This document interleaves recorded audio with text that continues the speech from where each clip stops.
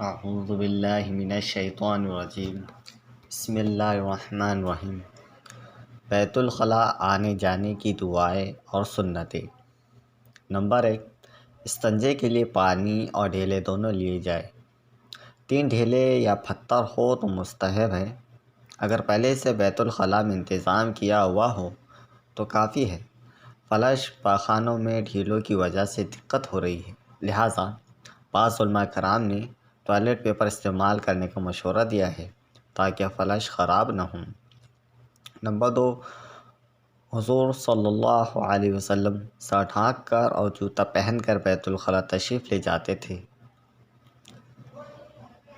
Number 3، بیت الخلاء میں داخل ہونے سے پہلے یہ دعا پڑھے: بسم اللہ اللہم انی اعوذ بک من الخبث والخبائث۔ ترجمہ: اے اللہ، میں تیری پناہ چاہتا ہوں خبیث جنوں سے، مرد ہو یا عورت۔ فائدہ: ملا علی قاری رحمۃ اللہ علیہ نے مرقات میں لکھا ہے کہ حدیث ہے کہ اس دعا کی برکت سے بیت الخلاء کے خبیث شیاطین اور بندے کے درمیان پردہ ہو جاتا ہے، جس سے وہ شرمگاہ نہیں دیکھ پاتے۔ نیز یہ بھی لکھا ہے کہ خبث کی ارباء پر پیش اور جزم دونوں جائز ہیں۔ نمبر 4، بیت الخلاء میں داخل ہوتے وقت پہلے بایاں قدم رکھے۔ اور نمبر 5، جب بدن ننگا کرے تو آسانی کے ساتھ جتنا نیچا ہو کر کھول سکے اتنا ہی بہتر ہے۔ نمبر 6، بیت الخلاء سے نکلتے وقت داہنا پیر باہر نکالے اور باہر آ کر یہ دعا پڑھے: غفرانک الحمد للہ الذی اذھب عنی الاذی وعافانی۔ ترجمہ: اے اللہ، میں تجھ سے مغفرت کا سوال کرتا ہوں، سب تعریفیں اللہ ہی کے لیے ہے جس نے مجھ سے ایذا دینے والی چیزوں کی اور مجھ سے عافیت عطا فرمائی۔ نمبر 7، بیت الخلاء جانے سے پہلے انگوٹھی یا کسی چیز پر قرآن شریف کی آیت یا حضور صلی اللہ علیہ وسلم کا مبارک نام لکھا ہوا ہو اور وہ دکھائی دیتا ہو تو اس کو اتار کر باہر ہی چھوڑ دے۔ فراغت کے بعد باہر آ کر پھر پہن لے۔ تعویذ جس کو موم جامع کر لیا گیا ہو یا کپڑے میں سی لیا گیا ہو، اس کو پہن کر جانا جائز ہے۔ نمبر 8، رفع حاجت کے وقت قبلے کی طرف نہ چہرہ کرے اور نہ اس طرف پیٹ کرے۔ نمبر 9، رفع حاجت کرتے وقت بلا ضرورت شدید کلام نہ کرے، اسی طرح اللہ تعالیٰ کا ذکر بھی نہ کرے۔ نمبر 10، پیشاب پاخانے کی چھینٹوں سے بہت بچے، کیونکہ اکثر عذاب قبر پیشاب کی چھینٹوں سے نہ بچنے سے ہوتا ہے۔ نمبر 11، پیشاب کرتے وقت یا استنجا کرتے وقت عضو خاص کو دایاں ہاتھ نہ لگائے بلکہ بایاں ہاتھ لگائے۔ استنجا بائیں ہاتھ سے کرے۔ 12، بعض جگہ بیت الخلاء نہیں ہوتا، اس وقت ایسی آڑ کی جگہ میں رفع حاجت کرنا چاہیے جہاں کسی دوسرے آدمی کی نگاہ نہ پڑے۔ نمبر 13، پیشاب کرنے کے لیے نرم جگہ تلاش کرے تاکہ چھینٹیں نہ اڑے اور زمین جذب کرتی جائے۔ نمبر 14، بیٹھ کر پیشاب کرے، کھڑے ہو کر پیشاب نہ کرے۔ نمبر 15، پیشاب کرنے کے بعد استنجا سکھانا ہو تو دیوار وغیرہ کی آڑ میں سکھانا چاہیے۔ نمبر 16، وضو سنت کے موافق گھر پر کرنا چاہیے۔ 17، سنتیں گھر پر پڑھ کر جانا، موقع نہ ہو تو مسجد میں پڑھنا۔ فائدہ: آج کل جبکہ سنتوں کو ترک کیا جا رہا ہے، سنن کا مسجد میں پڑھنا افضل ہے۔ گھر سے نکلنے کی دعا۔ گھر سے مسجد یا کہیں بھی جانے کے لیے باہر نکل کر یہ دعا پڑھنا: بسم اللہ توکلت علی اللہ لا حول ولا قوۃ الا باللہ۔ بعض: میں اللہ کے نام کے ساتھ نکلا، میں نے اللہ پر بھروسہ کیا، گناہوں سے بچنے کی اور نیکیاں کرنے کی قوت اللہ ہی کی طرف سے ہے۔ دوسرا، اطمینان سے جانا، دوڑ کر نہ جانا، یہ صرف مسجد کے لیے ہے۔ گھر میں داخل ہونے کی دعا اور مسجد سے یا جہاں کہیں سے بھی گھر میں داخل ہو کر یہ دعا پڑھنا اور پھر گھر والوں کو سلام کرنا: اللہم انی اسألک خیر المولج و خیر المخرج، بسم اللہ ولجنا و بسم اللہ خرجنا وعلی اللہ ربنا توکلنا۔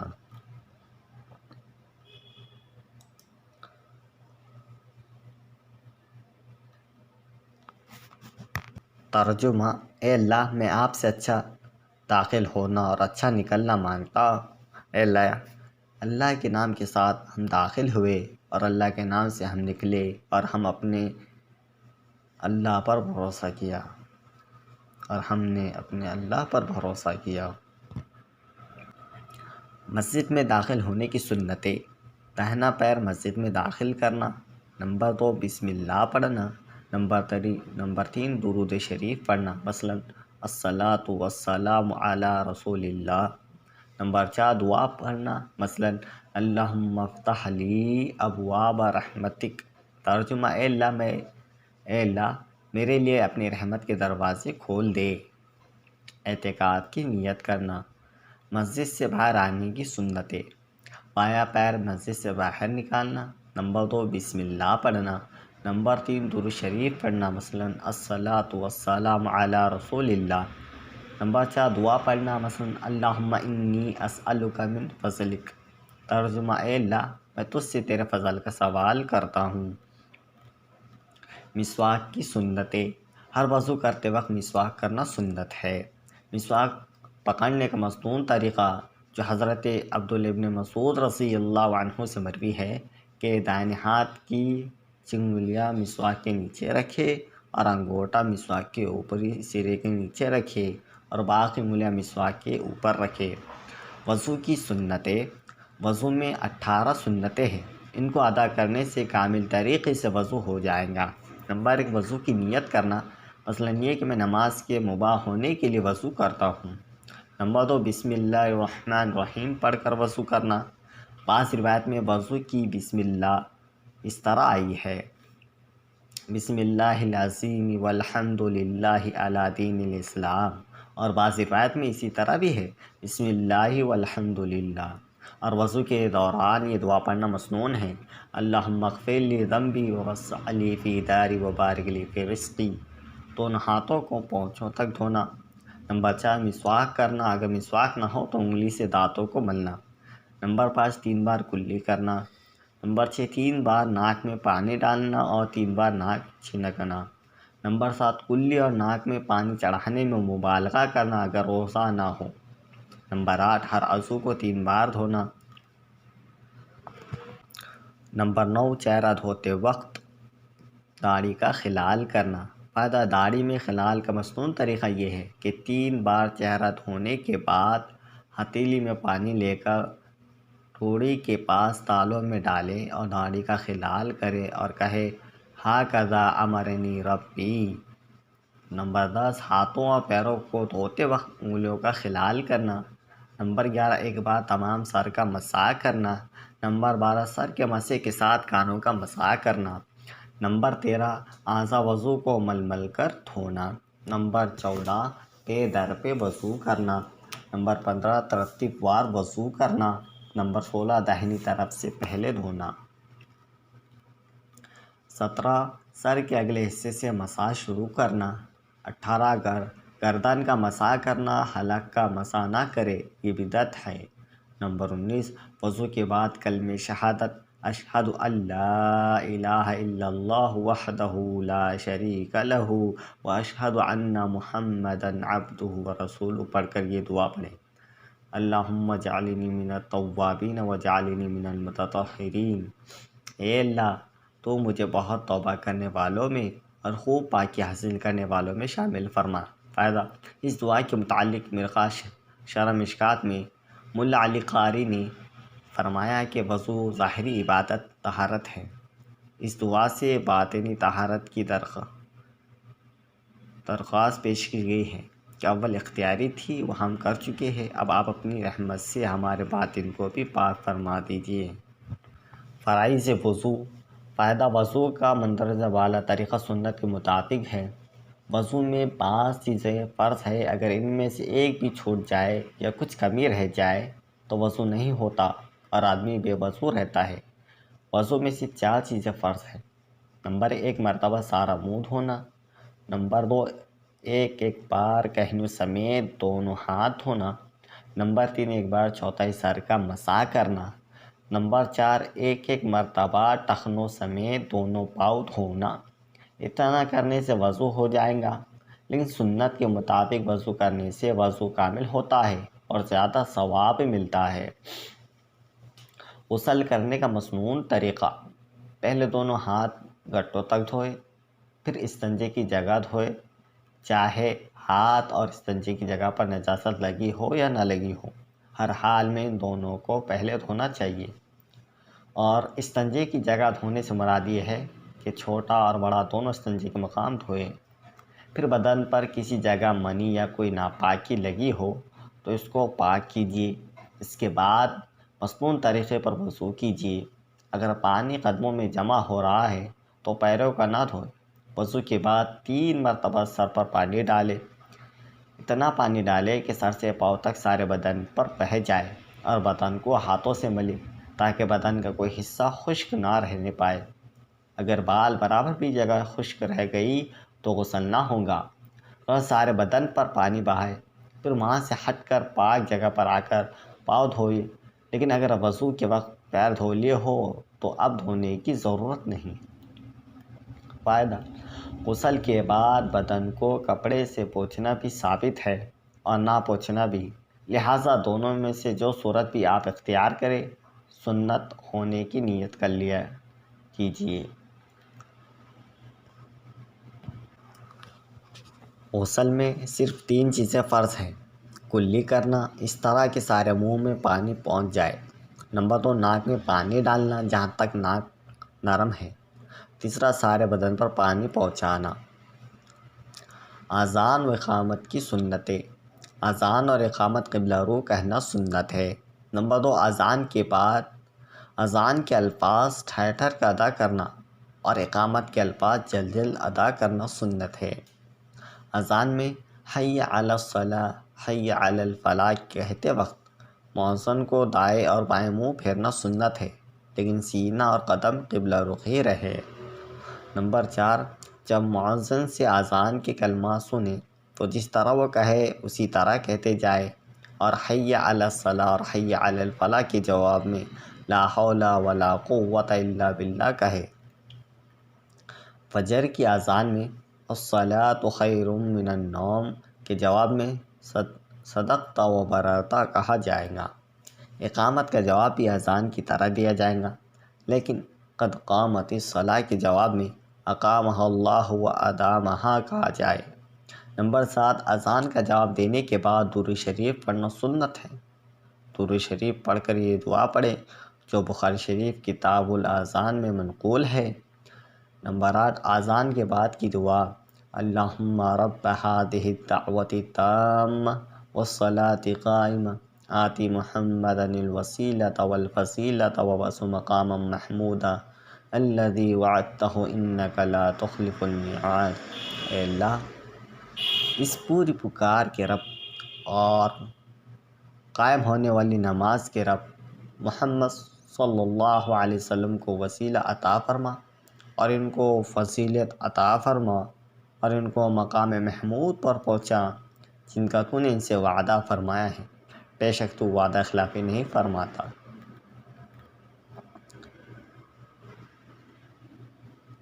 انک لا تخلف المیعاد بخاری میں نہیں ہے، امام بہقی نے سنن کبیر میں نقل کیا ہے۔ وَالدَّرَجَةَ رَفِعَهَا کا لفظ اور یا ارحم الراحمین وغیرہ الفاظ جو مشہور ہے، ان کا ثبوت روایت میں نہیں ہے۔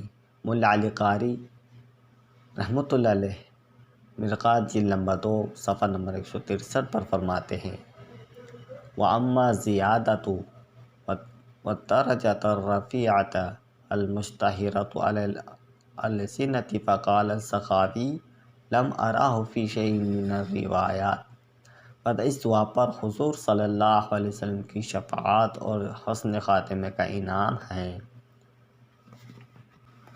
نماز کی 51 سنتیں: قیام میں 11 سنتیں ہیں۔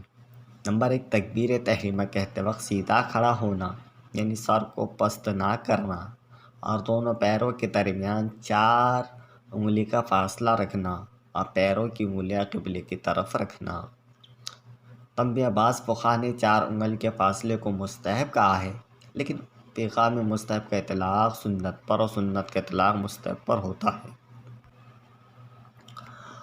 نمبر 3، مقتدی کی تکبیر تحریمہ امام کی تکبیر تحریمہ کے ساتھ ہونا۔ فائدہ: مقتدی کی تکبیر تحریمہ اگر امام کی تکبیر تحریمہ سے پہلے ختم ہو گئی تو اقتداء صحیح نہ ہوگی۔ نمبر 4، تکبیر تحریمہ کے وقت دونوں ہاتھ کانوں تک اٹھانا۔ نمبر 5، ہتھیلیوں کو قبلے کی طرف رکھنا۔ نمبر 6، انگلیوں کو اپنی حالت پر رکھنا، یعنی نہ زیادہ کھلی ہو اور نہ زیادہ بند۔ نمبر 7، دائیں ہاتھ کی ہتھیلی بائیں ہاتھ کی ہتھیلی کی پشت پر رکھنا۔ نمبر 8، انگلیاں اور انگوٹھے سے حلقہ بنا کر گٹے کو پکڑنا۔ نمبر 9، درمیانی 3 انگلیوں کو کلائی پر رکھنا۔ نمبر 10، ناک کے نیچے ہاتھ باندھنا۔ نمبر 11، ثنا پڑھنا۔ قرأت کی 7 سنتیں ہیں۔ تعوذ یعنی اعوذ باللہ پڑھنا۔ نمبر 2، تسمیہ یعنی ہر رکعت کے شروع میں بسم اللہ پڑھنا۔ نمبر 3، چپکے سے آمین کہنا۔ نمبر 4، فجر اور ظہر میں طوال مفصل یعنی سورہ حجرات سے سورہ بروج تک، اور عصر و عشاء میں اوساط مفصل یعنی سورہ بروج سے سورہ لم یکن تک، اور مغرب میں قصار مفصل یعنی سورہ لم یکن سے سورہ ناس تک کی صورتوں میں سے کوئی صورت پڑھنا۔ نمبر 5، فجر کی پہلی رکعت کو طویل کرنا۔ نمبر 6، ثنا اور تعوذ، تسمیہ اور آمین کو آہستہ کہنا۔ نمبر 7، فرض کی تیسری اور چوتھی رکعت میں سے سورہ فاتحہ کا پڑھنا۔ رکوع کی 8 سنتیں ہیں۔ رکوع کی تکبیر کہنا۔ رکوع میں دونوں ہاتھوں سے گھٹوں کو پکڑنا۔ نمبر 3، گھٹنوں کو پکڑنے میں انگلیوں کو کشادہ رکھنا۔ نمبر 4، بیٹھ کر پیٹھ کو بچھا دینا۔ نمبر 5، پنڈلیوں کو سیدھا رکھنا۔ نمبر 6، سر اور سرین کو برابر رکھنا۔ نمبر 7، رکوع میں 3 بار سبحان ربی العظیم پڑھنا۔ نمبر 8، رکوع سے اٹھنے میں امام کو سمیع اللہ لمن حمدہ بآواز بلند کہنا، اور مقتدی کو ربنا لک الحمد اور منفرد کو دونوں کہنا آہستہ سے، اور رکوع کے بعد اطمینان سے سیدھا کھڑا ہونا۔ سجدے کی 12 سنتیں ہیں۔ نمبر 1، سجدے میں جاتے وقت تکبیر کہنا۔ نمبر 2، سجدے میں پہلے دونوں گھٹنوں کو رکھنا۔ نمبر 3، پھر دونوں ہاتھوں کو رکھنا۔ نمبر 4، پھر ناک رکھنا۔ نمبر 5، پھر پیشانی رکھنا۔ نمبر 6، سجدے میں سر دونوں ہاتھوں کے درمیان رکھنا۔ نمبر 7، سجدے میں پیٹھ کو رانوں سے الگ رکھنا اور پہلو کو بازو سے الگ رکھنا۔ نمبر 8، کہنیوں کو زمین سے الگ رکھنا۔ نمبر 9، سجدے میں 3 بار سبحان ربی الاعلیٰ پڑھنا۔ نمبر 10، سجدے سے اٹھنے کی تکبیر کہنا۔ نمبر 11، سجدے سے اٹھنے میں پہلے پیشانی، پھر ناک، پھر ہاتھوں کو، پھر گھٹنوں کو اٹھانا۔ دونوں سجدوں کے درمیان اطمینان سے بیٹھنا۔ قاعدے کی 13 سنتیں ہیں۔ نمبر 1، دائیں پیر کو کھڑا رکھنا اور بائیں پیر کو بچھا کر اس پر بیٹھنا۔ نمبر 2، دونوں ہاتھوں کو رانوں پر رکھنا۔ نمبر 3، تشہد میں اشہد ان لا الہ پر شہادت کی انگلی کو اٹھانا اور الا اللہ پر جھکا دینا۔ قاعدہ آخر میں درود شریف پڑھنا۔ نمبر 5، درود شریف کے بعد دعائے معصورہ ان الفاظ میں جو قرآن و حدیث کے مشابہ ہو پڑھنا۔ نمبر 6، دونوں طرف دائیں یا بائیں سلام پھیرنا۔ 7، سلام کی ابتدا داہنی طرف سے کرنا۔ نمبر 8، امام کو مقتدیوں، فرشتوں اور صالح جنات کی نیت کرنا۔ نمبر 9، مقتدی کو امام، فرشتوں اور صالح جنات اور دائیں بائیں مقتدیوں کی نیت کرنا۔ منفرد کو صرف فرشتوں کی نیت کرنا۔ نمبر 11، مقتدی کو امام کے ساتھ ساتھ سلام پھیرنا۔ نمبر 12، دوسرے سلام کی آواز کو پہلے سلام کی آواز سے پست کرنا۔ مسبوق کو امام کے فارغ ہونے کا انتظار کرنا۔ فرائض نماز۔ نمبر 1، تکبیر تحریمہ۔ نمبر 2، قیام کھڑا ہونا۔ نمبر 3 قرأت قرآن شریف میں سے کوئی سورہ یا آیات پڑھنا۔ نمبر 4 رکوع کرنا۔ نمبر 5 دونوں سجدے کرنا۔ نمبر 6 قائد آخر میں اتحیات کی مقدار بیٹھنا۔ اگر منزل والا چیزوں میں سے کوئی بھی چھوٹ جائے تو نماز نہیں ہوگی، دوبارہ پڑھنی ہوگی۔